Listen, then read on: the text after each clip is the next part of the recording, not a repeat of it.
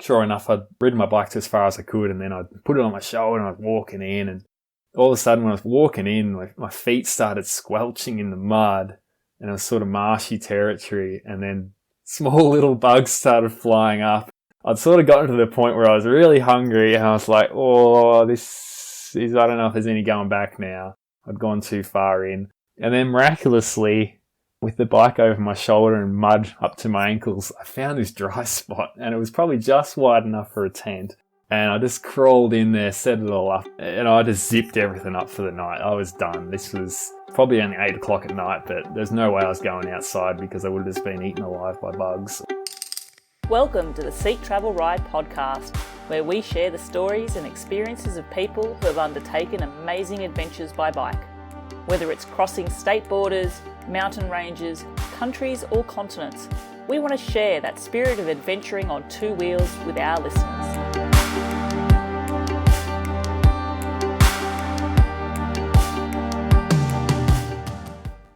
Hello, I'm your host, Bella Malloy, and I'm very excited to introduce my guest for today's episode of Seek Travel Ride, Russell Nankervis. Russell's zest for adventure started during his childhood, and growing up he dreamed about taking a journey to explore new places and see more of our world. His first tours on a bike took him to Southeast Asia, before his passion for mountain biking led him down to the competitive side of the sport.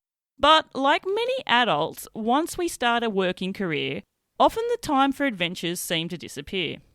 However, that yearning to see new destinations on two wheels never fully went away, and it was during the pandemic that Russell got to planning out something big. The criteria for this trip of his was simple. It would need to be a bikepacking trip, one that would see him cross an entire continent, have him experience wild camping in remote regions, and most importantly, be something he'd complete before his 30th birthday. So it was, with this in mind, Russell planned out his big adventure, and in 2022, he would eventually land in Norway for a journey that would take him all the way to Tarifa in Spain, completing a north to south crossing of Europe. I'm really looking forward to speaking with Russell today, learn more about this journey of his, and to have him reflect on the experiences he encountered turning this goal of his into a reality. Russell, a big warm welcome to the show. Thanks very much, Bella. You've certainly done your research. I'm stoked, Russell. I always get a little bit extra excited speaking to a fellow Aussie as well, I have to say. Very good. And I'm speaking to you from a very chilly Australia there. You are in winter, and fans of the show who may not believe this, Australia does actually get cold in many places during winter time too. But Russell, a question which I start my show with, and I ask this of all my guests, is, do you remember the very first bike you ever rode? Yeah, I do. From memory, it was actually a very old blue BMX. It even had a plastic seat on it. And because I'm one of 6 children, I actually had to fight my other 5 siblings to get a turn on the bike every now and then. But yeah, there was no training wheels or anything. It was just a solid push down the driveway, and that was my first bike ride, I reckon. You know, I'm learning that we've actually got a few things in common. Not only are we both Aussies, but we both are one of 6 children, and both of us, our first bikes were BMXs. Where do you come in that pecking order of children in the family as well? I'm the second youngest. Oh my gosh, another similarity. This is beyond quirky. Wow. That BMX of yours, that was obviously a hand-me-down, I'm guessing, as well. You would have had lots of mini adventures growing up as a kid with your siblings. Did you do the typical old creating dirt jumps, all those sort of things, exploring the neighbourhood? Yeah, for sure. I think from memory, our front nature strip looked like a bit of a war site. Growing up, there was jumps and holes and all sorts of hazards. I think I remember the postie on his motorbike dodging all these jumps that we'd made overnight from time to time. Yeah, it was always great. We always had a quiet street, so we could easily build jumps, and eventually they got bigger and bigger until we were jumping over the road and all sorts of hazards. Oh, love it. And I'm guessing, as I mentioned in my interview, Russell, you've turned your eye to mountain biking a bit, and I'm sure you're pretty handy there. You've been having jump practice since you were an upstart on that BMX, no doubt. Yeah. Definitely comes in handy from time to time. Even on a loaded pannier bike, you can avoid some holes from time to time or gutters. Yeah, it's not a skill I've mastered. I somehow managed to, every time I try and do like a bunny hop or something over a big crack in the road, I managed to actually probably inadvertently put on the front brake and nearly go nearly go head over into Superman over the bars. But I know my limits on a bike. Something else, though, Russell, that I came across when I was reading more about your story was this idea that you had always thought about exploring on a bike when you were growing up as well, and that notion of exploring to see the world and to have adventures and stuff as well. This was something you actually thought about a lot as a child, wasn't it? Yeah, 100%. The bike was my primary introduction to getting away from home, visiting forests around home that I wouldn't have otherwise seen. I remember even as a child going off into the forest that would be 4 or 5 kilometres from home when I was 10 years old, for instance, with my older brothers, and we'd be in some really remote, strange parts of forest where no one else is, but it just didn't seem to matter. Like, we were young, we were fit. Didn't matter if we rode home in the dark or if we fell off and we rode home with blooded knees or whatever. It just, there was that sort of beautiful period in your life where you're sort of 8 to 12, 13 years old, where you're never cold, you never had energy, and you never heard enough. So that's where exploring on the bike sort of started with me. I'm just picturing those sort of forests there as well. I know I'm speaking to you from Bendigo in Australia at the moment. Is that where you grew up as well? Yeah, that's right. Yep, in Bendigo. Beautiful sort of, I guess we would call it rural sort of country Victoria. Yeah, so Bendigo's, it's a bit of an unknown fact, but Bendigo's the largest regional city in Australia, population-wise, that's completely surrounded by unbroken state or national park. There's even there is a 50-kilometre trail that surrounds Bendigo through national parks. It's unbroken national park.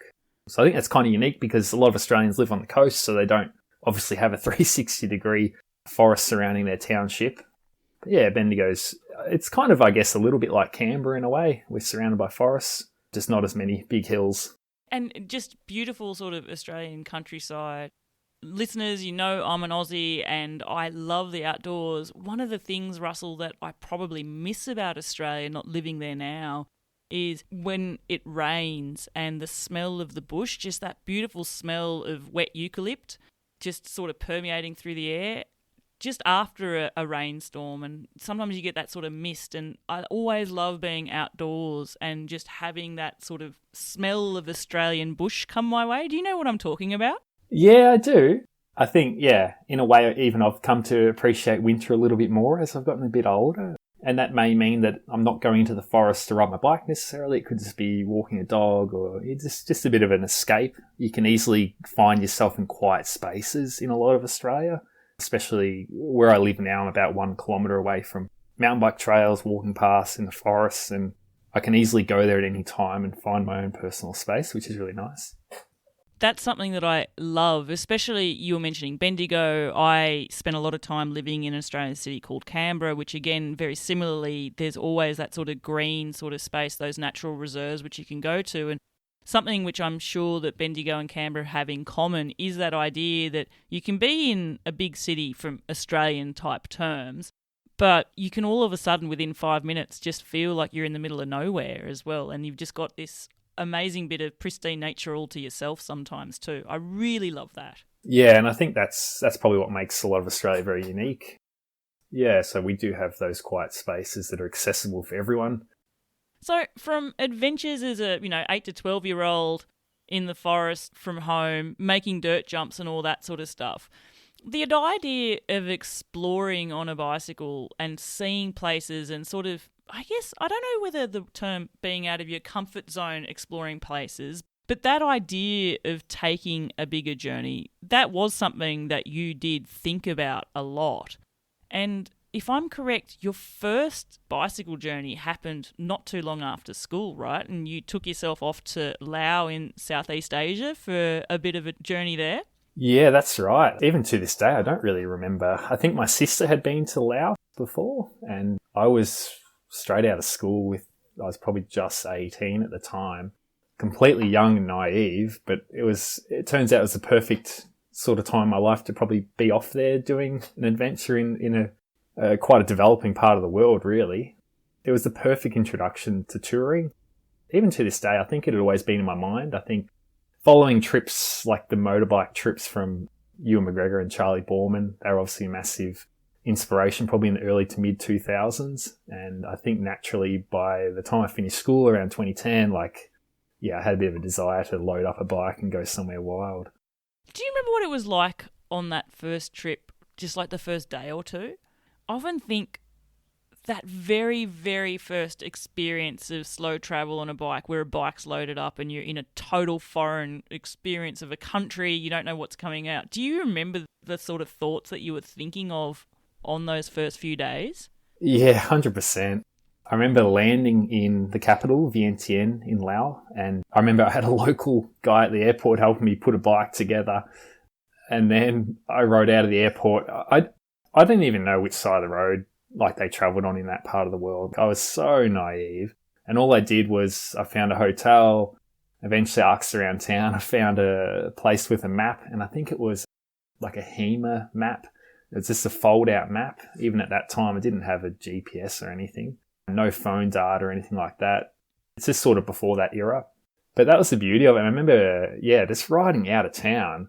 And even today, I kind of almost feel crazy that I did it because I didn't even know where I was sleeping that night. I didn't have any target. All I knew was that there was a major tourist site about 200 kilometres north of where I was. And being in a country like Laos, the unique aspect is that there's not many main roads anyway.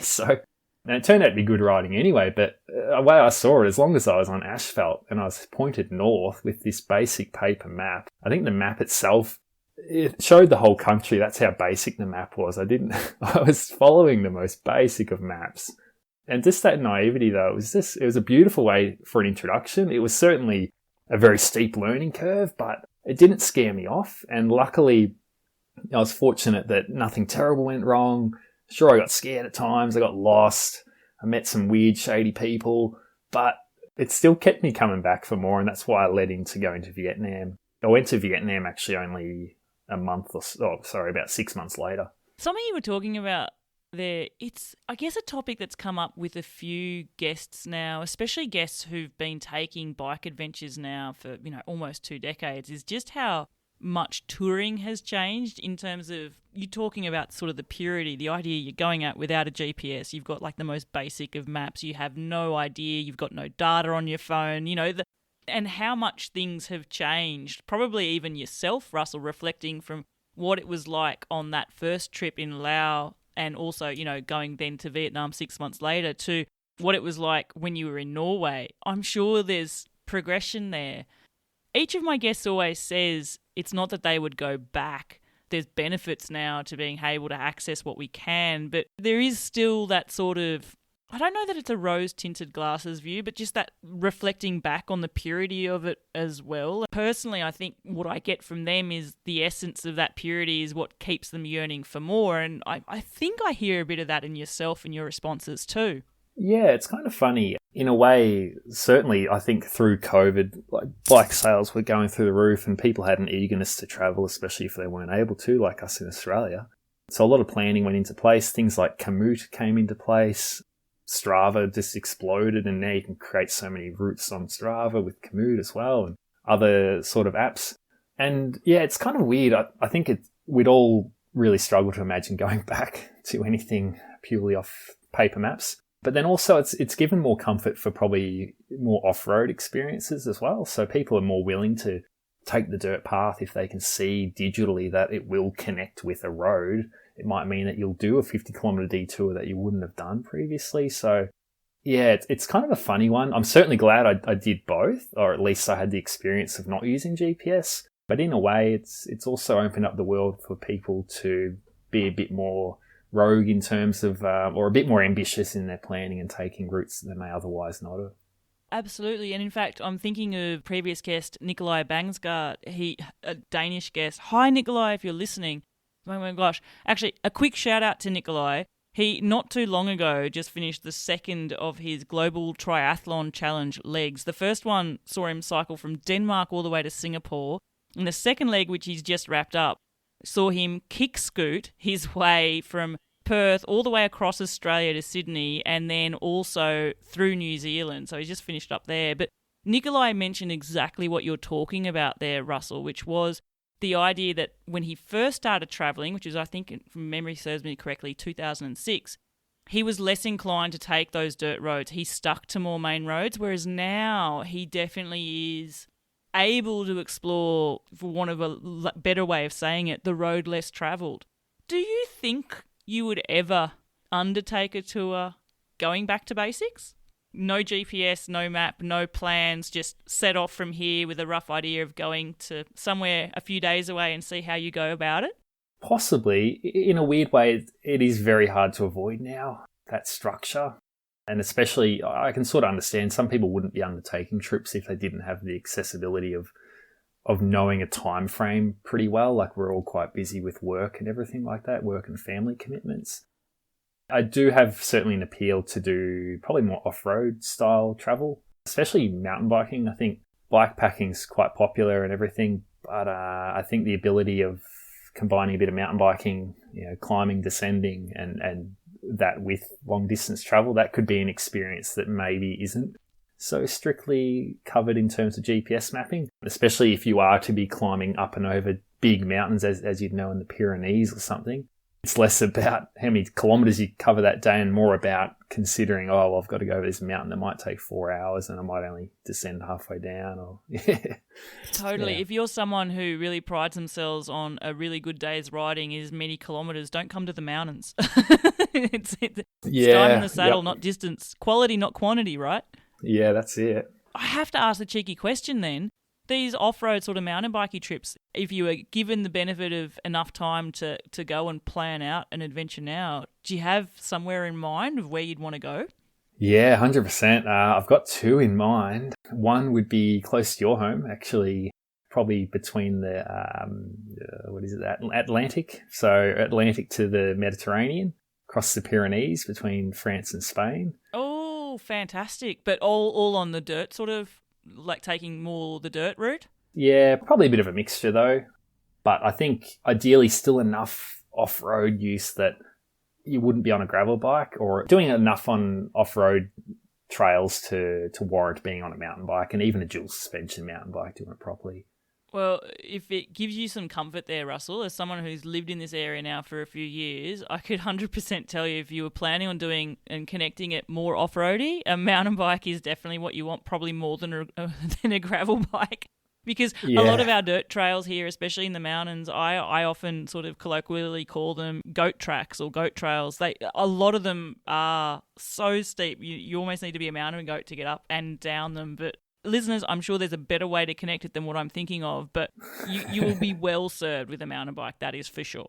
Yeah, probably the other route that I'd considered, which would be really great to do with maybe my brother or other friends, would be between Canberra to Melbourne over the Australian Alps. That's quite a popular route to be doing now on a mountain bike. I mean, have you checked out the Hunt 1000?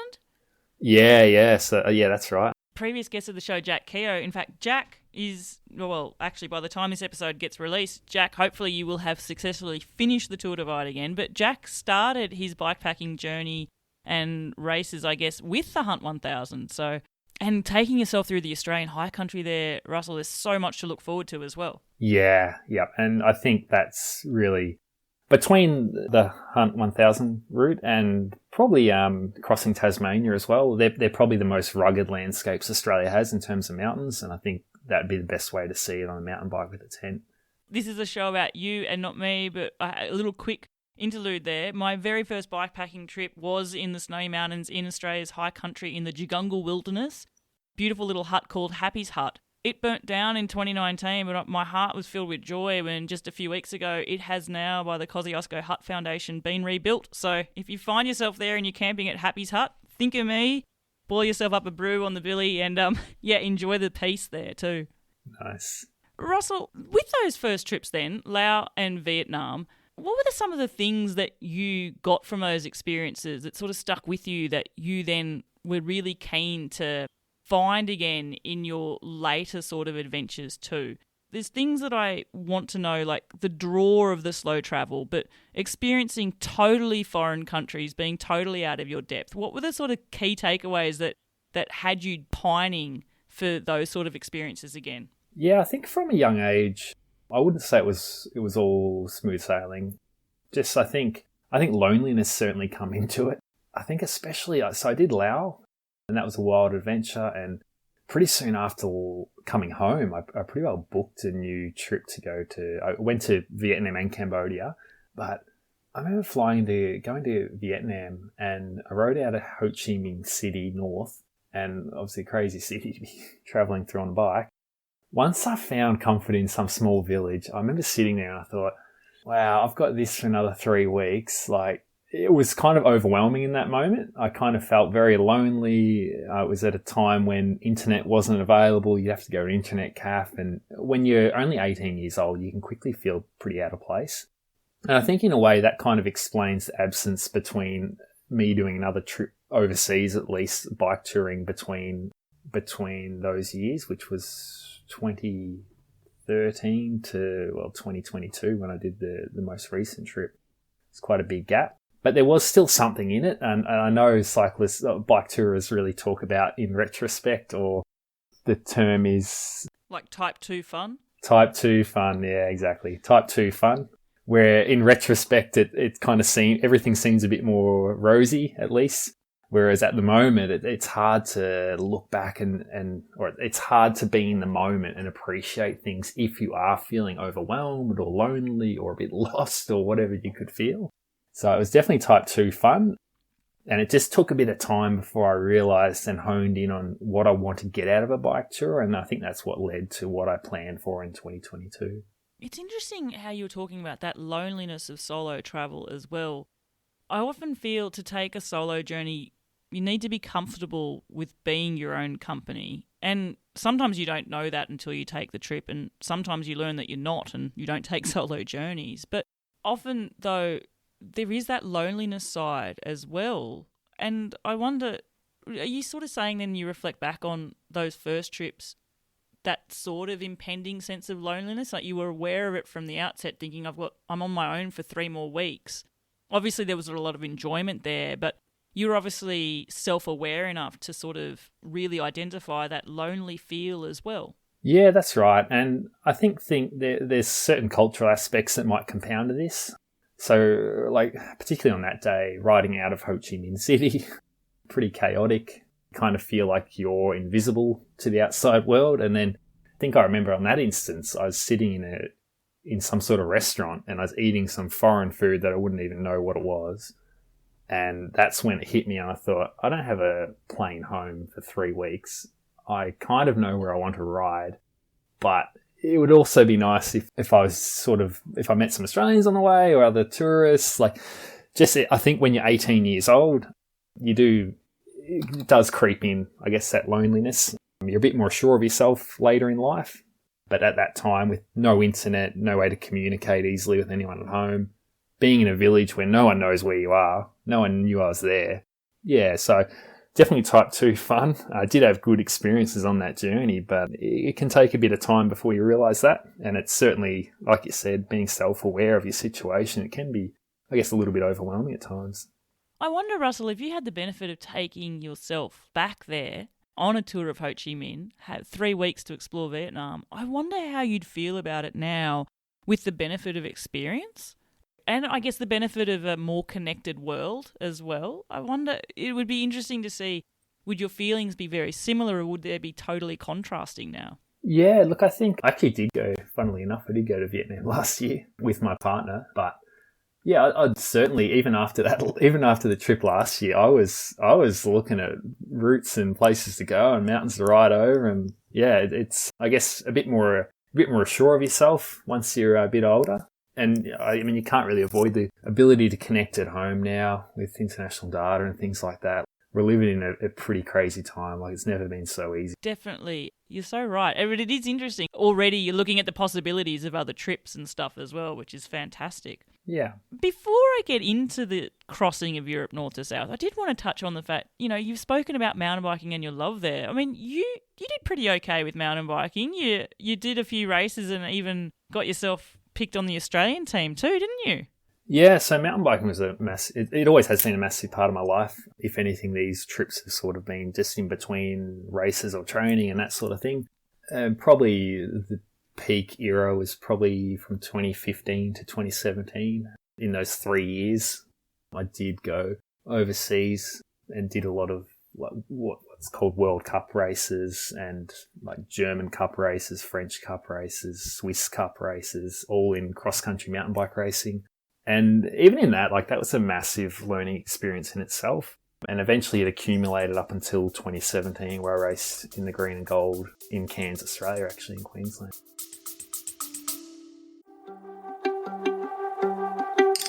Hey, awesome listeners. Are you loving what you're hearing on Seek Travel Ride?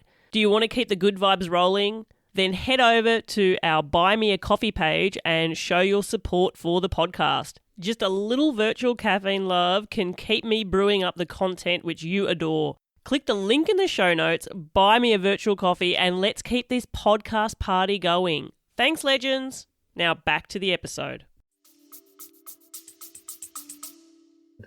What a proud moment for you, just putting on the national colours representing Australia in Australia. That's pretty cool. Yeah, definitely. Like Australia doesn't... I mean, mountain biking is kind of a relatively young sport in a way. It's only really 30, 35, 40 years of international racing at all, really. So it's a fairly new sport. But Australia's only ever had half a dozen international events at all. So Australia's kind of hidden away from the rest of the world. So I guess that leads into my experiences in Europe and what I could do for a bike tour, because myself, my brother, we travelled around ourselves and did everything the hard way in a way. Like we booked your car, you book the accommodation, you drive across countries. One moment you're in the Italian coast, the next you're in the Bavarian Alps, and then vice versa. You go to Andorra, you go to France, you go everywhere, and then you're constantly basically pulling your bike out of a car to go do 1 or 2 hour, 3 hour rides in the hills, and then you're packing it back up, you go and find a supermarket, you're finding your accommodation in the dark. So in a way, it's sort of kept me very well organised and exposed to a lot of challenges that you do get with travelling. Even though I wasn't bikepacking at the time, you're still seeking food, accommodation, and you're kind of seeking it, frankly, at a higher level than you would generally bikepacking or bike touring, because you can't afford a rough night's sleep before a race. You're looking after yourself. You sort of have your legs wrapped in cotton wool outside of racing or training. So been good exposure. In a funny way, I actually did an event in 2015 in Germany, and I rode along where we were staying. It was near the event, and I rode along a bike trail, and that was in 2015. And I went, weirdly enough, I remembered, because after that race in 2015, all these years later, I did another bike tour in Europe where I followed the Danube from source all the way sort of through to Budapest and a bit of a lap around Slovenia. But I actually had a photo that I remembered when I was riding on this bike path, and it was like a complete reversal. I wasn't on a mountain bike. I was on a touring bike. I had my bags packed. I was wearing baggy clothes, and it was just like this weird moment where I was riding on the same path that I'd trained on for International World Cup racing. And here I was nearly 10 years later, riding along on a bike completely loaded up, not a care in the world about my, physical condition or what race result I was going to get. I was just cruising, and I actually have a photo of me. It's a selfie, and I'm riding in the exact same position that I was, where there's like a barn behind me on the same path, and it's just 10 years apart on different bikes, different scenarios. Yeah. Oh, I need to see those images. That is amazing. And the reflections that you have, same place 10 years apart, total different experience. One, pure race focus, what you need to do to perform at your very best for an event. The other one, I don't want to say carefree, but almost carefree. Just that freedom, that free spirit, exploring under your own steam, no criteria of what you need to meet power-wise, distance-wise, or anything like that. Yeah, it was really like I'd come full circle and come back to a moment that I'd secretly wanted to experience, in that when I was riding along this bike path, basically preparing for a World Cup event in southern Germany, this was one day before that big, massive event. And I was riding along and I was like, well, I only want to ride for 45 minutes to 1 hour before the following race. And I was like, well, hang on, up ahead looks really nice. Like the water up there, and there's the mountains, and it's sunny day. And I was biting my lip because I wanted to keep going. But in that moment, I turned around, and I don't remember if I made sort of like a pact with myself that I'd make sure I went back here and rode through the rest of this valley that I wasn't experiencing at the moment. But yeah, in a weird way, I managed to get back there. Europe's not a very big place in reality, so that wasn't the first time either that I went back to a town or an area where I'd ridden my mountain bike, and then I've ridden a touring bike at the same time. Sort of that joy of having two vastly different experiences as well. Okay, so let's fast forward then to your Europe trip. It's the pandemic in Australia. As the world knows, Australia's pretty much locked down. The world was locked out, if that makes sense. Devising a tour in the parameters of being in a lockdown, I guess, perfect scenario for a lot of planning to take place. What was your planning like prior to this trip to Europe, and how did you even land on the idea that crossing Europe was the trip that you wanted to take? I guess there's two ways I could sort of look at it. One, I'm a massive map geek, which I'm probably not the only person. I'm sure there's other listeners that just love staring at world maps. The other thing is I'm also like a bit of a bike geek, just being around bikes all my life. So I guess I realised I had time with Australia locked down, especially Victoria, and I had a massive map. I collect a lot of maps, and I had a map probably 3 or 4 meters long, and I had it sort of just obscured from view, but I'd often get friends or family or guests over, and they'd see these woolen lines across the world and with sticky notes all over this map, and that was the joy of planning in a way. I think in the end it probably got a bit more serious once I started zoning on regions. I realised there was probably a distance range and a time range a part of that. And eventually I went from I looked very heavily into South America, but I didn't have quite enough time to go from south to north. It's a very big continent. Huge. Yeah. And I did the same across Central Asia as well. Probably the biggest hindrance at the time, at least, like we were coming out of COVID. Australia was getting very close to being open again after 3 or 4 years. But there were overland websites that I started tracking, and it was difficult because you'd go 1 week to another where that someone would say this border's open, this one's closed. The other thing as well, being on a bike, you don't have the luxury of doing massive detours. So I was looking at between Chile and Argentina and going up to Bolivia, and these places have 5 to 10 borders. But I was finding on these sites that most of these borders were closed. And as a bike tourer, you kind of can't afford, if you're on a bit of a time constraint and financial constraint, you can't afford to be gambling on one border being open, getting to it and it's closed. And then, so I guess that was a bit exhausting, that whole experience. And then eventually the north of Europe really just appealed to me. I played around with Google Maps a lot, and just, it was the sort of landscape that is very different to where I am. The islands and archipelagos in northern Norway in the Arctic Circle, they're just so remote from anything that I've seen. And then the forests of Sweden are just so unique. Like, they're so different to an Australian national forest is so different. And that's where I saw there was a point at the top of Norway, Nordcape. And then I think the next step was just Google, and I found the southernmost point, and it was right there, right next to Morocco. And I thought, wow, like that is pretty cool. I've always wanted to ride Spain. There's a lot to see in Central Europe, depending on if you feel like riding mountains, seeing history going through the plains or the coast. Like, there's a lot to see. And I think being from Australia, we don't have the multi-layer of culture that you get in Europe. We don't see that ourselves. We're a much newer country in a sense. So that's where that whole north to south of Europe really appealed to me. What you're saying, it rings so true to me. Obviously, I live in Europe now, but it's so stuck in front of my mind of just even different notions.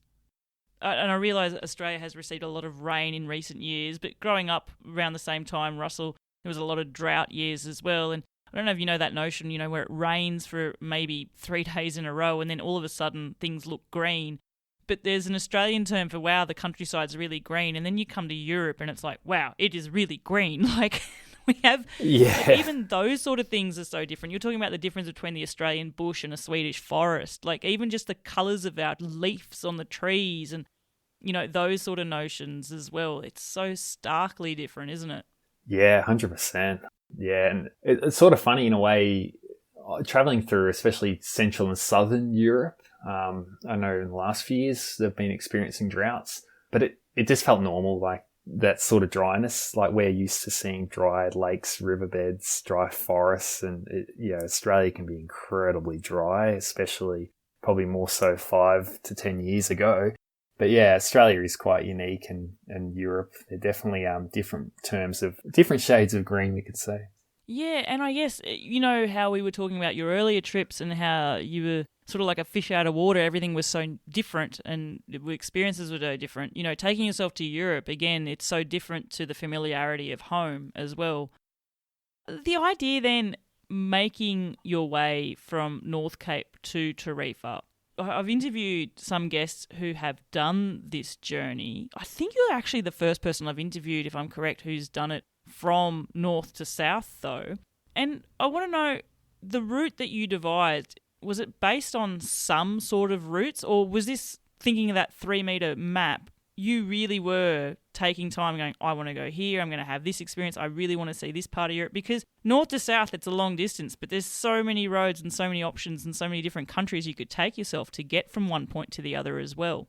Yeah, that's right. What I did, I think, which is good for a lot of bikepacking, especially long distance trips, I focused on regions. I think regions, and for me, this trip sort of enforced it as well. It's more about nature for myself.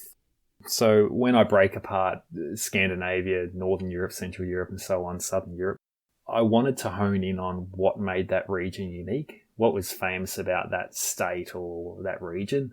So for me, particularly Norway, being the Arctic Circle's pretty unique, especially when you're from Australia. It took me like 3 days to get there and about $1 zillion.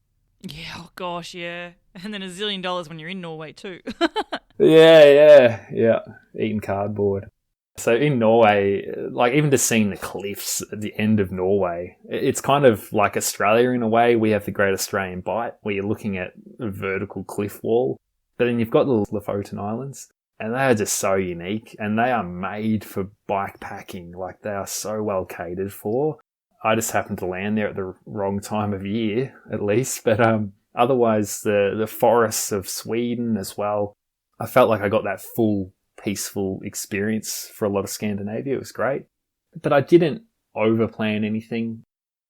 I probably planned 2 or 3 days in advance with an idea of what township I would be going to, and that may mean that I'm either having a break there or I'm taking a different direction from that township. That's sort of how I like to plan. And because of that, I didn't rely on any one mapping source.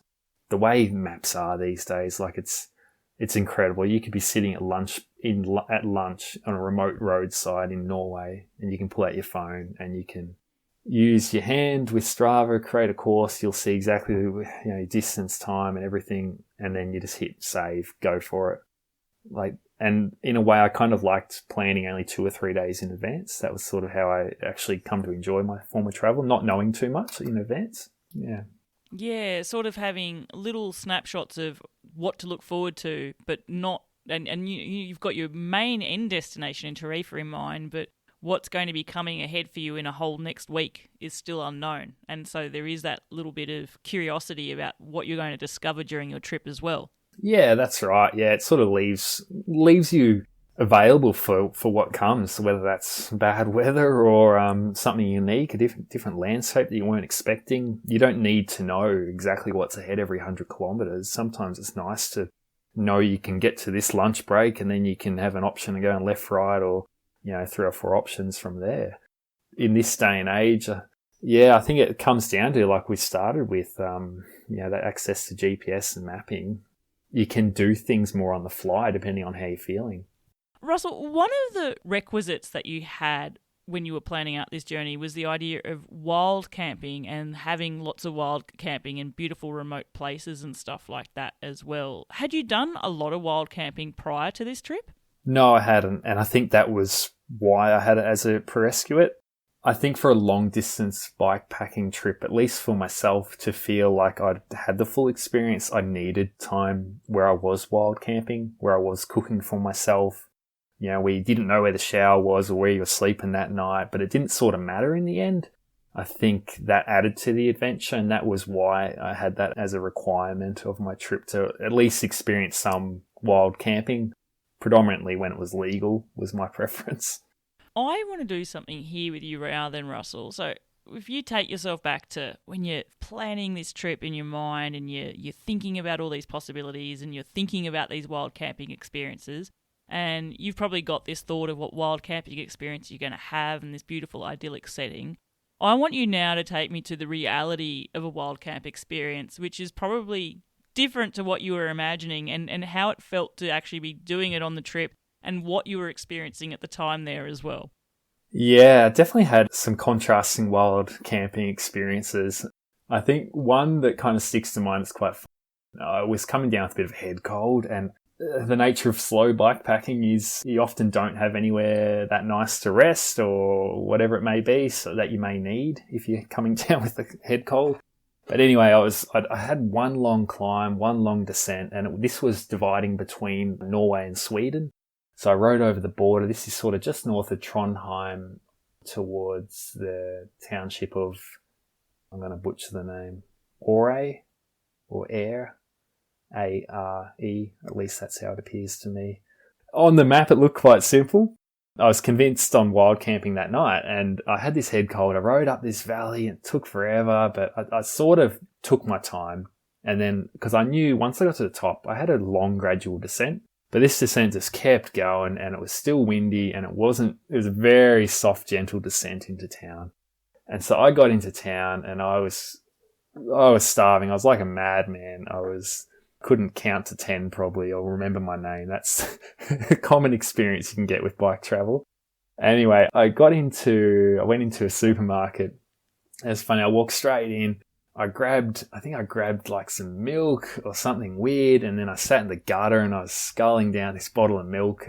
Being from Australia, we like drinking milk a lot and dairy. And then I was like, I'm in town, and my name's Russell. My brain started working again because it was so starved of nutrition, it felt like. And then I ended up getting some sandwiches and food from this supermarket. It was kind of the only thing open at the time. It was sort of 7 or 8 p.m. at that point. And then I followed down this railway path, and it looked really idyllic from afar, where there was green spaces and where I could easily set up a campsite out of sight on public property, no one's land. Sure enough, I'd ridden my bike to as far as I could, and then I'd put it on my shoulder and I was walking in, and all of a sudden when I was walking in, my feet started squelching in the mud, and it was sort of marshy territory, and then small little bugs started flying up. I'd sort of gotten to the point where I was really hungry, and I was like, I don't know if there's any going back now.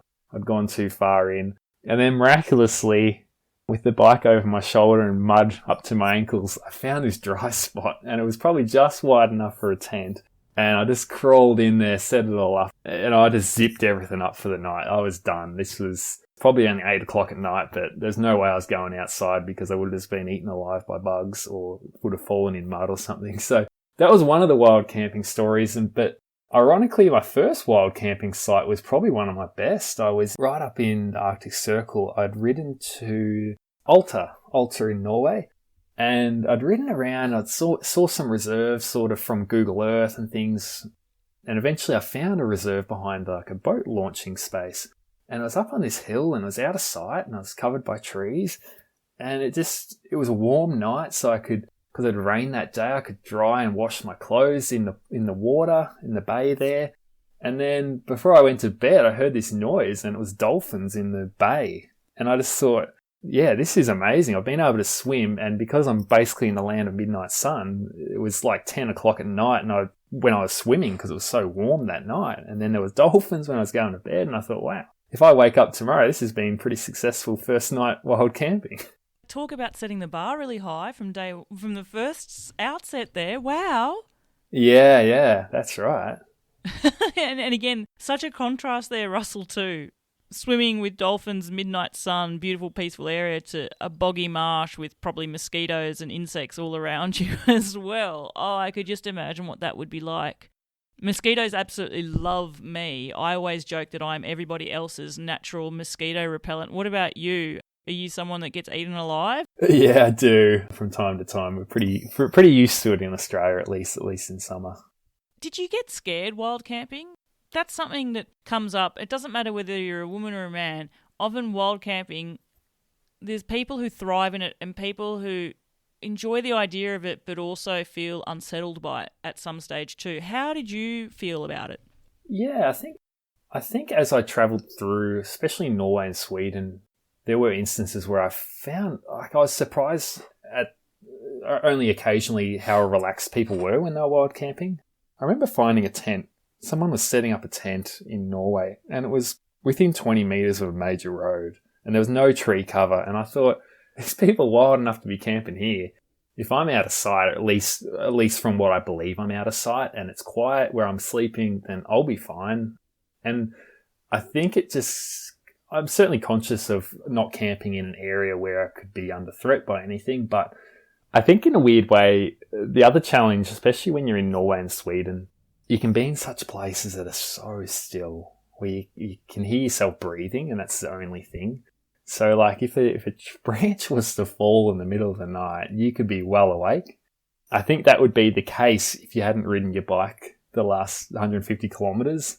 At the end of the day, I think that certainly comes into it. If you are willing to undertake some wild camping, you have the right gear and you're wise about where you camp, ideally just slightly out of sight or with some tree cover or something like that. I think after a long day of riding, you could be sleeping on a bed of nails and you'll still be asleep the whole time. Totally. You know, when you go away on a trip, normally the first night away somewhere new, you have a bit of a restless sleep, and after that it's okay. I'm traditionally not a good sleeper even at home, but funnily enough, when I bike tour, I sleep like a champion sometimes, apart from, the nature waking up birds and all that sort of stuff before sunrise. And I think it is just that, I don't know whether it's just being out in nature and pure air but I think there's an element of exhaustion as well. There is a physical element to hauling a bike with gear around from point A to point B as well, right? Yeah, and I started keeping track. I wrote down a list every night of just where I'd slept that night, and if anything, it was just sort of a bit of a record that I could look back on and be like, oh yeah, I've been to that corner of Sweden or wherever. And so I kept a count of how many nights I was in a tent, and I really tried to keep it consecutive because that meant I was comfortable in the tent. And yeah, like you said, I'd avoid having the odd restless night because I've been in the motel and then I'm in a tent, in the motel and in a tent. So really consecutive nights, getting familiar with the tent was really important for me, I think. I don't often talk about equipment on my podcast. I'm more about the experiences. But when you have camped for so often and you're taking a trip like this, I want to know, what would you pick out of your gear as being your MVP, your most valuable player? What was your most valuable piece of equipment for that? I would say the sleeping mat, just based off the fact that it clearly is the thing you have most contact with. And I think sleeping mats have gone a long way. You can get them very compact. They can obviously be self-inflatable. Mine was, I think, an Australian company. I think it was Sea to Summit, my sleeping mat.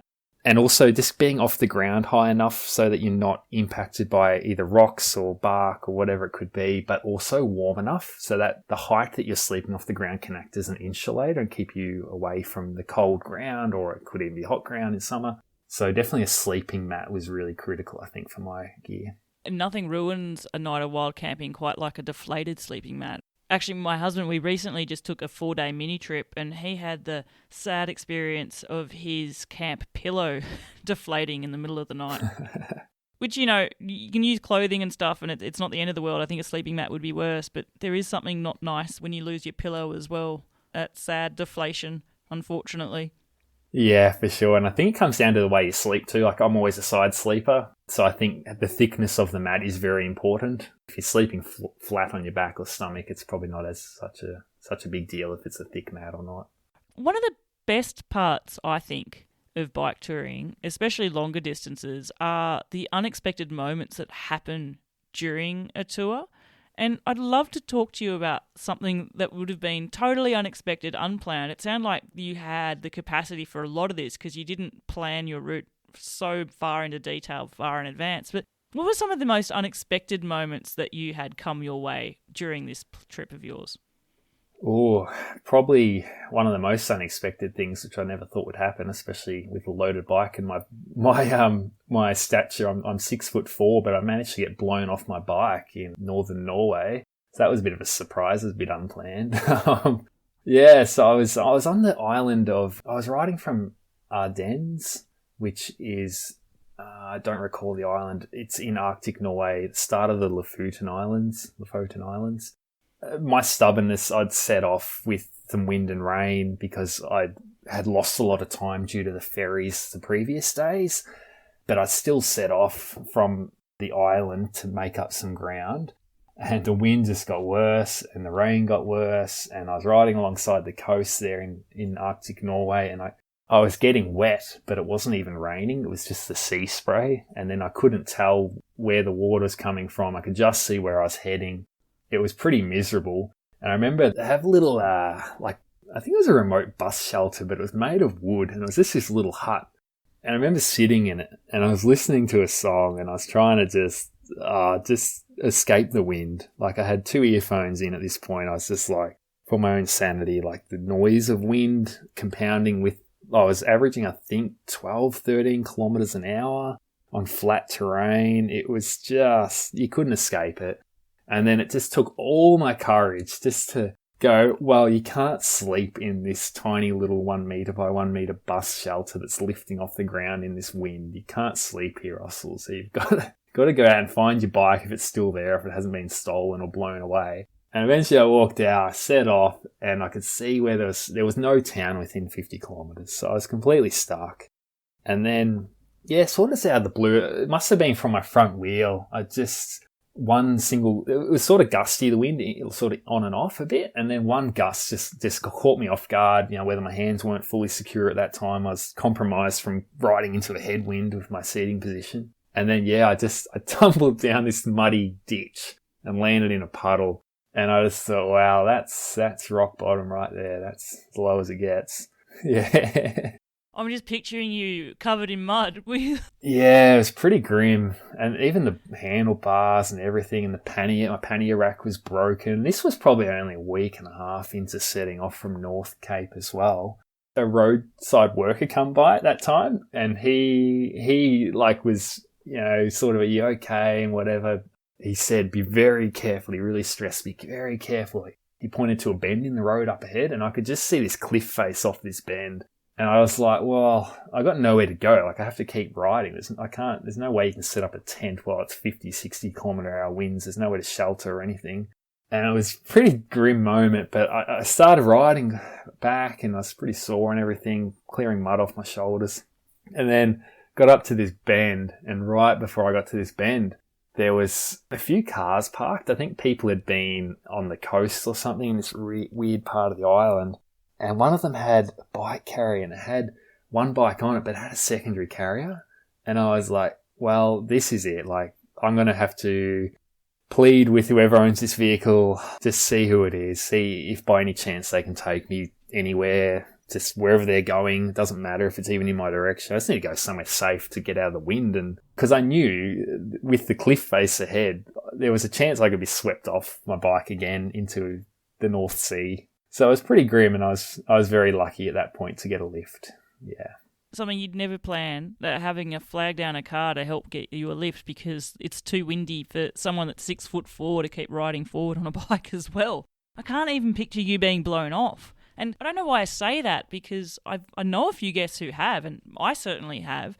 It's not a great feeling. No, yeah, especially just fully, in a weird way, I wasn't surprised, but I was surprised in the moment that I was blown off. But once I was sort of rolled over in the ditch, I was like, well, I haven't really ridden in this wind, and I've got bags on my bike, and I'm not that surprised in a way. That's like an unexpected moment, and also having to deal with the that problem-solving element of having to deal with things you never thought would happen.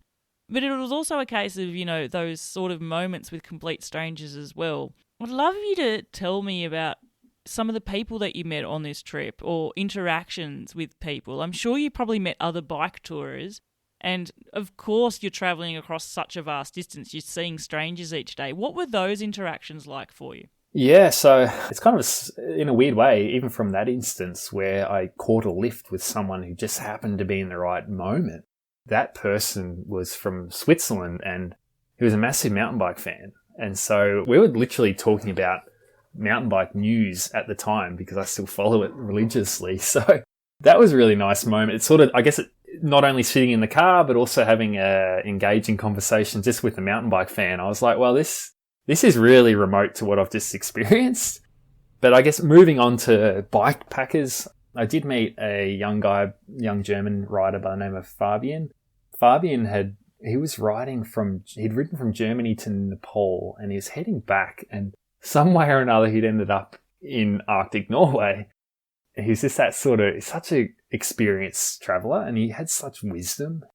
I remember we camped at a school on the island of Senja in Norway, and it's an incredibly remote part of the world, and he was just so comfortable. We went to a nearby house in the middle of nowhere, and he knocked on the door, and a little old frail lady came out, and I felt kind of not uncomfortable, but I just felt taken aback that he was a very tall, large German guy with a long beard, and he was banging on a lady's door in the middle of Arctic Norway. And I just thought, what's this lady going to feel like when she comes to the door and this foreign man with a long beard standing there?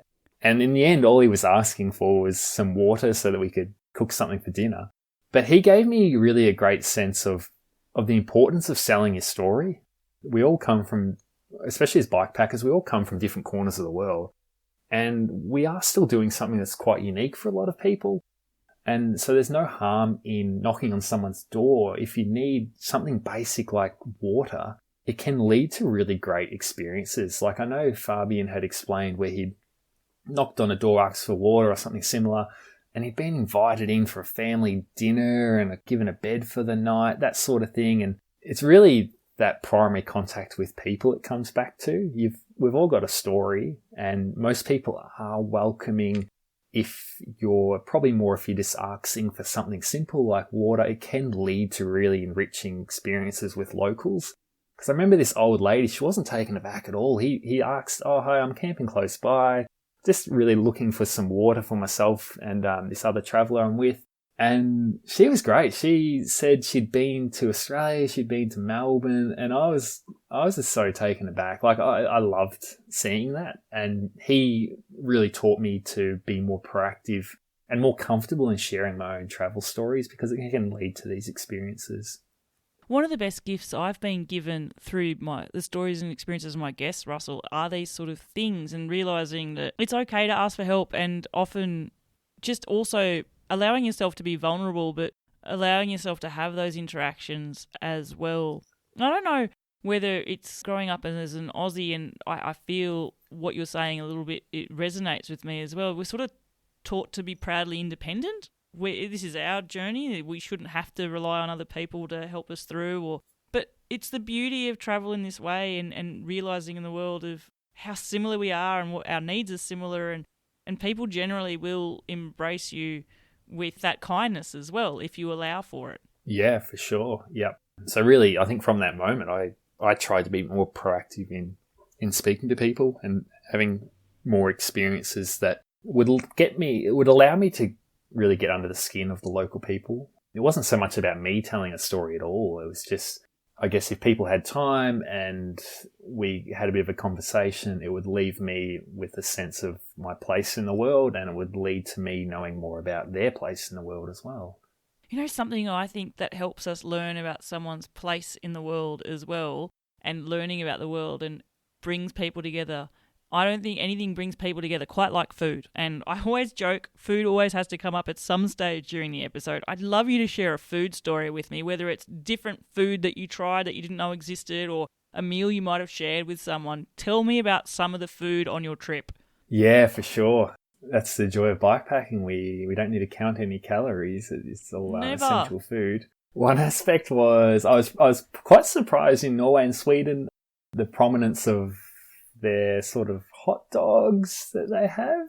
I'm not sure if you know of that, but they have, I mean, this is probably speaking more from visiting small towns or small general stores, that sort of thing. They would have hot dogs on rotation, and that would be a common roadside stop meal for someone getting fuel or, basic needs. Is this like the equivalent of like an Aussie sausage roll or a meat pie? As you stop in and Yeah, like it was that common. Yeah, it was that common. It was most little towns or petrol stations, like when you're remote enough, these are some of your only options to get food. And that was their go-to, apart from packaged food that had come from a long way. If you wanted something hot or somewhat fresh, then you'd be eating like a local hot dog, which was quite unique. And it's something I kind of surprised in a way that was quite common in places like Norway and Sweden. I would never have said what food you equate with Norway and Sweden, and it would be hot dog. Yeah. I'm trying to think what I would think of Norway and Sweden.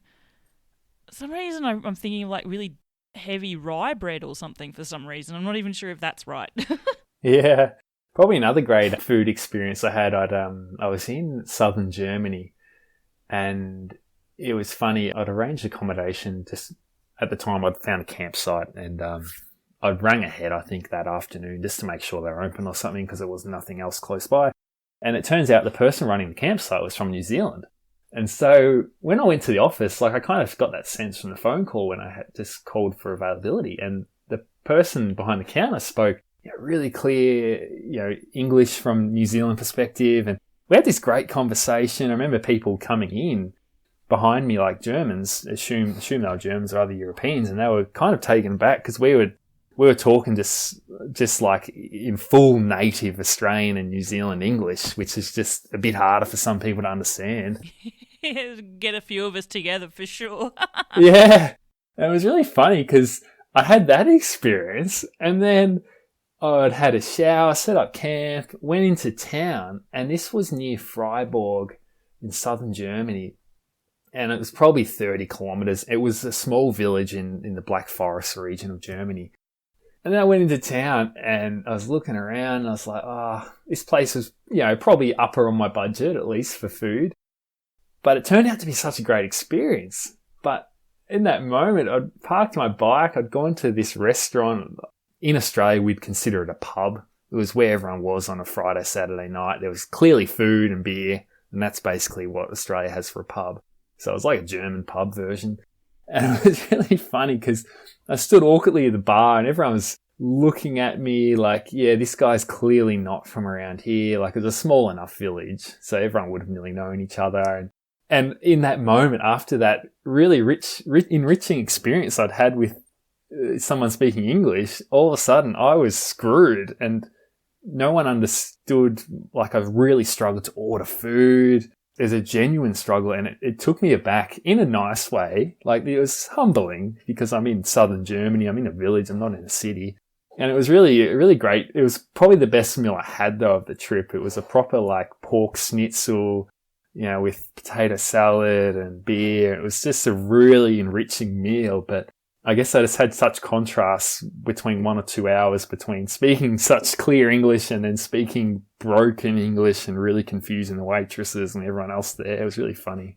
We were talking at the very start about your first tour. One of the things I thought about, when you're in Southeast Asia, not only are you in a different environment, you're totally out of your comfort zone, but even just the language barriers and stuff that would have, and the alphabet is totally different, obviously. And so, so everything would have been foreign. I could only imagine the experiences you would have had there as well. But I am laughing, thinking, happily conversing with a Kiwi, and then all of a sudden you're brought back to reality of, hang on, you're not back home, you're nowhere near home, you're in southern Germany, and you need to struggle to find out how to order a meal. I think that's great. Yep. Yeah, and especially when you're traveling on your own too, like, it's quick for you to fall into that comfort of talking to a stranger in such clear terms, such simple terms that you're familiar with, and then you're completely stuck in wherever you are. It's a humbling experience, but you don't have another travel partner that speaks your language that you can talk to. So it was good. Russell, from Germany, obviously, and to continue on south and to get to your destination, you devised in your route to cross the Alps. That was something that you especially wanted to do. Am I right to think Was that from a physical point of view, or was it because you'd visited the Alps, mountain biking, and you wanted to take yourself back there? Yeah, so I guess from entering mainland Europe, from sort of northern Germany, where I started heading south from there after Scandinavia, the Alps had been a big milestone, being in Central Europe. And I think in a way, I'd probably, at that point at least, I'd probably got a bit carried away with the physical aspect of it. Going back into when you can't sort of avoid it when you race and train for a long time. Every now and then you sort of slip back into, I'm going to smash out this mountain or distance or whatever it would be. But I loved it. I always loved being in the mountains, and yeah, there's some beauty in just climbing up mountains that I love. To me, there's something, I don't know, there's a rhythm to it. You can sort of get into like not a trance, but sometimes it can be a bit trance-like. And it's almost like you're aware of the fact that it's hard, but it's good. I don't know why. I don't know if it's because you feel like you're earning the views, or I'm not sure. Yeah. I'm so with you. I'm at home climbing a mountain, struggling to climb a mountain. Then if you tell me I'm on a dead flat 40-kilometre rail trail, that is a harder burden for me to take. Yeah, it's certainly contrasting. And I think even I climbed over the highest peak that I did in the whole route, I think, in one hit. But I went through such a range of emotions. I remember camping at the base. I was in Montreux. I'd ridden along this valley, and I just had, on my GPS, I had this impending doom where I was just getting closer and closer to this wall. And then I had an early lunch at the base of, this is the St. Bernard Pass, which goes down, crosses from Switzerland down to Italy to the Aosta Valley. It's funny, I'd had my lunch, I'd spoken to my brother, I think, at the time, and then I'd started climbing, and the lower slopes, the sun was bearing down, there's no shade. Naturally, like, your feet start swelling, and I just had this, a lot of bikepackers have probably had it, you get this, your feet need to be released, you need to undo all your buckles or straps or whatever it would be, because in the heat, every now and then your feet will just swell. And I was in this incredible pain. It wasn't from the climbing, but my feet had swollen in my shoes because it was like a 30-degree day at the base of the mountain.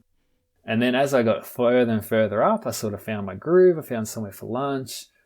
And yeah, weirdly, I got more into it, and I was pushing on the pedals harder and harder and harder until I got to switchbacks that were just narrowing. They went from being 1 kilometre apart to being 500 metres apart, then 100 metres apart. And then all of a sudden you can start to see like a border and a flag, and then you're in Italy. And so I think that's, the beauty of climbing a mountain, especially crossing another country. I mean, I remember barreling down that mountain, and it was freezing at the top and then it was sunny at the bottom. And it was like I've just fallen out of the sky. I'm in another country. I'm in Italy. People speak another language, and I think just being from Australia, that novelty just never wears off. No, it doesn't. It doesn't. In the land of great coffee too, generally. Yeah, that's right. Switchbacks pretty good for coffee though. Let's face it. We have it pretty good. Yeah, definitely. Yeah. I love that notion like you were describing there, the switchbacks sort of getting closer and closer, and all of a sudden you can see that you're up at the top, and just that feeling that you've transported yourself into such a vastly different landscape. Because something that strikes me when you travel across an entire continent, Russell, is you're watching that landscape change. The countries are changing, the cultures are changing, the language spoken is changing. You feel the intonations of the terrain, the ups, the downs, and the wind and the elements as well. You must have had so much of that to reflect on and to think about when you're making your way from north to south there. Yeah, for sure. The variation in terrain. And I think in that moment, even climbing over the Alps, just thinking back, like between 1 week of bike travel, you can be transported between such different scenery, whether that's even cities or landscapes. Like, it's just such contrasting. I think it's humbling in a way. It's certainly humbling in a way when you're traveling south, and I could be 1 week from, as I traveled along, I got to this point where I got to, say, within 1,000 kilometers of the finish line, and I'd done 5,000 kilometers. And yet I knew that in that moment, if I reflected 1,000 kilometers ago, there's a whole world, a whole lifetime full of travel in that 1,000 kilometers. And so I knew, even though I was 1,000 kilometers from the finish line, I still had so many experiences, good and bad, ahead of me. Nothing was known, nothing was set. And it was kind of like that all the way until the end. And I think that's the beauty of slow travel too. It's humbling. It keeps you in the moment because you can't really think ahead. You just keep chipping away until you're getting closer. And eventually the day's there. And in fact, you were talking about 1,000 kilometres, so much can happen. You had quite a lot happen on a day in Spain, from what I've read about as well. You had a bit of a mishap there. It involved a few problems for you as well. I'd love you to take me there if you could. Yeah, for sure. So I was in southern Spain. Where was I? I was near Almira, I believe. And the clouds were closing in. And it had been one of those days where I packed up slowly. I'd gotten away slowly, wrong turn here and there, whatever it was. Either way, I figured I'd only done about 50 kilometers by like a late lunch break. And like a lot of my mishaps on my journey, it was a Sunday. So unlike in Australia, everything's closed in Europe on a Sunday, or a lot of things are anyway. So I had to take weird detours to even find somewhere to eat, and it was sort of 1 or 2 p.m. by the time I'd eaten anything. And it was my first proper rest of the day, and I looked out and I was like, gee, these clouds are moving in. They're pretty dark. But, 50 Ks in, there's no way I'm stopping here. Like, I'm going to experience some rain ahead. That's fine. I've got all my kit at the ready, rain-wise. And I just set off. Sure enough, rain come down. I kitted up, head to toe, whatever wet weather gear I could, because I knew I still had hours of riding ahead. And the roads became so flooded within 10 minutes, like you could barely see your front wheel. It was kind of the sort of rain where it's not uncommon in Australia, where it just belts down so hard, the gutters are overwhelmed, they can't deal with it. And so I ended up finding a way off the main road. I think there was a lot of trucks around, too much rain. And I was riding along these beautiful country farm lanes. It was still pouring with rain. And then out of the blue, after about 20, 25, 30 kilometers after lunch, for it's like a good hour or more of riding in the rain, I'd gotten to this. I could hear this rushing coming through. And I kind of thought to myself, well, I've been listening to a podcast. Why can't I hear running water? Like, I know it's raining, but why am I hearing running water? And all of a sudden I realized my phone was dead. And up ahead of me was the road getting ripped apart by floodwaters, and there were logs floating down, and it was like a scene off the news. It was really, it was really quite amazing just to witness that firsthand. And then, of course, my sight's set on my phone because, I've deviated off my course. I don't kind of heading in the right direction, but when it's pouring with rain, you don't get your phone out unless you really have to. So now my phone was dead. It was unresponsive from getting wet inside the frame bag that it was sitting in. And I was forced to sort of backtrack, and I was looking around. I could see a road in the distance that still had traffic going through it. And I thought, that's it. That's my ticket. I need to get to that road. And there was a sort of a forest in between where I was and the road. It was probably at least 500 meters. So it was painfully close, but I'd started going down this farm lane, still asphalt, and then it just turned to mud, and then it turned to clay, and it turned unrideable. And then, I found a fence as well, dividing the road that I was on with the one that I needed to get to, the only road that was heading in the direction I needed to go to. And, I slipped and fell in the mud. It was like peanut butter that was like 3 inches thick. It was just horrendous conditions. Your wheels stopped turning. Everything was making noise. And in that moment, I'd ridden, and I'd eventually got back on the bike, and I found like a hydrant or a large irrigation sort of valve. And I turned that on, and water sprayed everywhere, but it got my bike going. Like the wheels were nearly not turning any longer until I'd cleaned them. And then eventually I backtracked like nearly an hour in the wrong direction back where I'd been, sort of going through more flood waters, and I was feeling really hopeless. It was sort of getting dark at this point. And luckily I got to that road that I'd wanted to get to. I was probably 3 hours behind schedule though, and done a lot of backtracking at this point. My bike sounded like bag of bolts, really. It was horrendous. And eventually I found a supermarket, like a petrol station, and they just happened to have like a bag of rice. So I was like, sweet, I got this bag of rice, got my phone, like it hasn't been dead for long. I'm really hopeful that it didn't get that wet. And sure enough, I just opened up the bag of rice, chucked a phone in it, put it in my pannies, forgot about it. At this point, I was sort of forced to ride on a more significant road than I would normally, because at least then it had signs for where I needed to head to. And I got to a village in the dark, and I was, a town I should say, and I was certain that this place had accommodation. And I looked around. I even started asking locals. This was in the town, I think it was Totana in Spain. And I was looking around. I just couldn't get my head around the fact I couldn't find accommodation. And eventually I spoke to someone, and he said, oh, next accommodation, like 5 kilometers down the road. So I sort of was forced just to put on lights, head another 5 kilometers. I was very cold and wet at this point. It was dark. I still had mud all over me. And then I got to this accommodation, and of course my phone was still dead. And I got to the accommodation, and there's no one at the desk. It said call for booking. Oh, but you can't because you don't have a phone. Don't have a phone, of course. And yeah, And this just highlighted. It's a Sunday, yeah, typical. And it just, yeah, it was a real experience because it really just highlighted, I think, the world's got to the point where not having a phone, you can't do basic things, even like booking accommodation, because people are relying on everyone calling or booking online now so much that they're not manning, accommodations, especially on a Sunday in a quiet area. It's understandable. And so I was forced to get back on the bike, and then it started raining again quite heavily. And I kept on riding, and I got to the town of Lorca, Lorca. Eventually I was in a town square, and Lorca's quite a large regional town, I'd say, in Spain.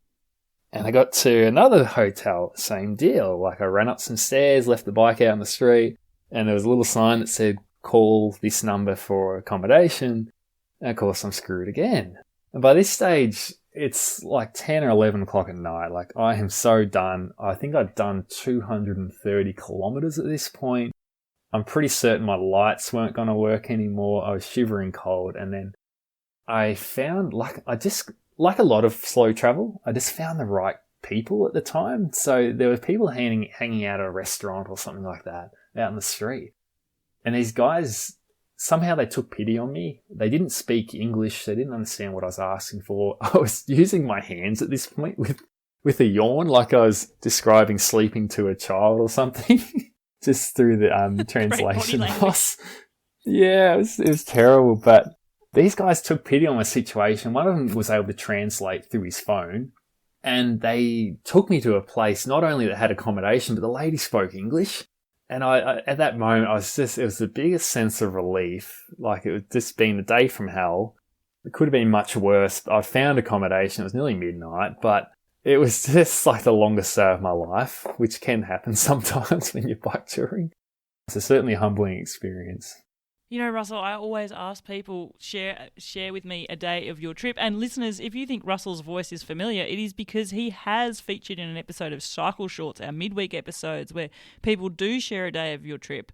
I did have it as a question for our bigger recording here, but I feel like you've just shared with me the longest day of your trip as well. It couldn't have been... Yeah, longest day of my life, I think. Oh, my goodness. You won't forget that one in a hurry. And I'm not sure that the glasses are rosy for you. And the Type 2 fun, I'm not sure whether it still became fun. What happened with the phone in the end? Like, what did you end up doing? In the end, I just sort of sucked it up and bought a new phone.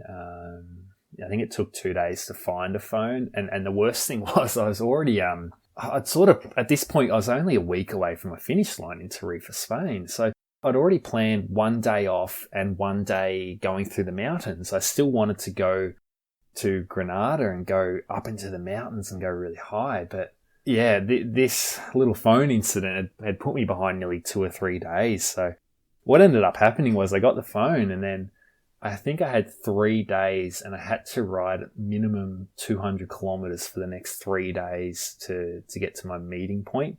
This was in Malaga in Spain. But yeah, I had to force myself to do 3 back-to-back 200 kilometer plus days to get to that. Hang on. Not 200 kilometers over 3 days. 3 days of 200 kilometers a day. Yeah, at least 200. Yeah, I think it was like 220 each day. It's like you've all of a sudden just started doing the transcontinental at the end of so many weeks. I know, yeah. And I couldn't believe it because it was, one of the last days of my trip ended up being the longest. I think it was I did 250 kilometers one of those days. It was a long day. And the worst thing was I was facing severe coastal winds. Like it would have been 300 kilometers on a still day would have been kind of comfortable compared to this, but 250 was just agonizing. Oh my gosh, you learn so much about yourself and what you can grit through and what you have to bear. Like, wow, that's insane. And I know, Russell, we've talked about your experience as a mountain biker racing on the professional circuit there, but cross-country races, they're an extreme level of fitness. Like, they don't last for 250 odd kilometers. Like, that's a different level of endurance that you're taking, that you're drawing on as well. Yeah. Gosh, I hope you ate well each day. Well, I ate enough anyway. Yeah. Look at me, always thinking about food. Yep. So what was it like reaching Tarifa then and getting to that end point, this goal you devised during lockdowns in Victoria, Australia? You've come from the North Cape, the very northern tip in Europe, and all of a sudden you're finding yourself there at Tarifa at the southernmost point of Europe. What are you feeling there? Yeah, so at that point I'd actually begun riding with my girlfriend at the time. So Fiona had met me in Malaga. Yeah, so from there we'd ridden together down to Tarifa. And so, yeah, it was kind of weird. I think we had this weird moment. I remember on the last day, there's quite a large climb up before you get to the long descent down to Tarifa in the last 30 odd kilometres. You sort of do at least a 5 kilometre climb before you do 20 odd kilometres down into Tarifa. And it was funny, we had lunch at the base of that climb and we'd just eaten some sandwiches that we'd picked up at a supermarket that morning. And we're in this dust bowl and there was rubbish flying around. And I looked at my girlfriend Fiona at the time and we just both shook our heads and smiled because we were so close to the finish and yet here we were. Like within 2 hours of riding, you'd be at the finish line and here we were just in this, it looked like a dump site basically. And we're just so far removed from the finish line. Even though we'd woken up that morning knowing here it is, like without any bad luck, the finish line's up ahead. We'd still, that's the joy of slow travel. You still have these humbling experiences out of nowhere, even when the finish line's so close. Yeah. And such a contrast, remember, from that first wild camping spot with, in a bay with dolphins swimming. Yeah. Well and truly. Yeah, and then approaching Tarifa, we had massive winds. Like it was very surreal stopping at the top, although it was hard to still be stationary with how severe the winds were. But we could see Morocco over the straits there, so that was an amazing experience for me. That sort of brought closure, I think. Once I could see Morocco in Africa, then I knew that I was well and truly at the finish line. What a way to savour it up. And did it hit you at the finish line what you'd done, or did it take some time to really sink in? It took time, yeah. Definitely took time. I think when we got to the finish line, like I saw the sign, Tarifa, and then I rode down to the typical meeting place between the Mediterranean and the Atlantic Ocean. But the wind was so severe at that time that we couldn't even take photos of the finish line at that time anyway. So it was fine because we stayed in Tarifa. And I think that night I sort of went to sleep with this weird sense of accomplishment. Not like a yeehaw, look at me, but just very content. That was the main thing. I was very content. I'd achieved what I'd set out to do. Yeah. It's definitely something to be proud of, Russell. I think it's fantastic. This show often skews my perspective of normality in the world because I interview people doing abnormal, amazing adventures. You're one of them as well. And it's definitely something you should be reflecting on with a certain sense of pride, for sure. Now, if listeners want to find out more about this adventure, they will be able to, won't they? Because you've actually written a book about your experiences, haven't you? Yeah, I have, yeah. So it wasn't something that I'd set out to do initially. It was one of those situations where I know a lot of listeners will have likely done other trips overseas or in their own countries, and you'd have this beautiful moment where you'd come home you'd be on this sort of honeymoon period where everyone's still asking about where you've been, what you saw, what you achieved. And you'd end up telling them stories, and they'd sort of probe you about more into that story. And then you'd sort of be uncovering in the back of your mind things that you didn't remember that you'd already experienced. And so your stories, at least from that honeymoon period of coming home, those first few weeks of being at home, your stories become so in detail and so interesting that you kind of, I felt like it's probably a shame that I don't put pen to paper in a way. If anything, it's just for my own recollection, or ideally having a publicly available book online to be able to help other people plan or get a sense of the same experience from riding from Norway to Spain or vice versa. So if people want to seek this out, how will they be able to find this? Is it available now? Is it going to be available soon? How can they find out more? Yep, so the book is available at the moment on Amazon. So it's an Amazon Kindle ebook. The book is called Crossing Continents, a Cycling Odyssey from Norway to Spain by Russell Nankervis. You can search my name. There's also a bio there with the book attached. But it is available right now to purchase or read. Awesome. And listeners, I'll provide a link in the show notes so you can find that for yourself, grab it and find out even more about your story there, Russell, because, you know, I have the benefit of being able to speak with you for a long time, but even then I know we're really glimpsing through your journey through these conversations, reminding about deep experiences, but I can only imagine there's so many that we haven't even dug into as well. That is awesome. All right, I do need to wrap the show up. And I do it, Russell, asking the same 3 questions. You probably know what they are. The first one's music related. And you did speak about listening to music to help keep you motivated during some tough times. I want to know, Russell, if you had to pick a song to be the soundtrack to this adventure of yours, crossing Europe north to south, what song would you pick? And that song will get to go onto the Seek Travel Ride music playlist, which, listeners, is available now on both Spotify and Apple Music. Yeah, I think weirdly the same song kept popping up into my earphones, whether it was in a hard moment or a moment with, you know, jubilation or something like that. And that would be the song, a bit of an old song. It's by Tears for Fears. Everybody Wants to Rule the World. Oh, I love it. You are down. Tears for Fears, Everybody Wants to Rule the World. And do you listen to that now and get taken back to Europe? Yeah, I think I could. Yeah, if I was to close my eyes, I could think of moments where I've heard the song. Yeah. Awesome. Well, Russell, you are down and now added to the playlist. Final 2 questions. Russell, one day you have the task and the decision to make that you can cycle all day up a constant, never-ending, knee-breaking hill climb, or pedal into a constant headwind. Which one are you going to choose? Yeah, for sure, the mountain. And I think certainly on my trip, I did have the aspirations of climbing the tallest mountain. I think it's still the tallest mountain in mainland Europe. That's in Spain. Down near Granada. I still have the appeal of going the highest and that sort of thing. And, I mean, you had some dirty days in a horrible headwind too, by the sounds of it, and crosswinds, blown off your bike. Yeah, that's right, yeah. Sometimes it's kind of funny. I think with cycling, we can often get caught up in the worst moments with conditions, so wind, rain, that sort of thing. And we're very quick to forget that just ridden for 3 or 4 days with no bad wind or very little bad wind. So yeah, it usually comes around both ways. Sometimes I certainly felt like I had more wind and rain, not in my favour, but eventually you will get those sunny days. It will come around.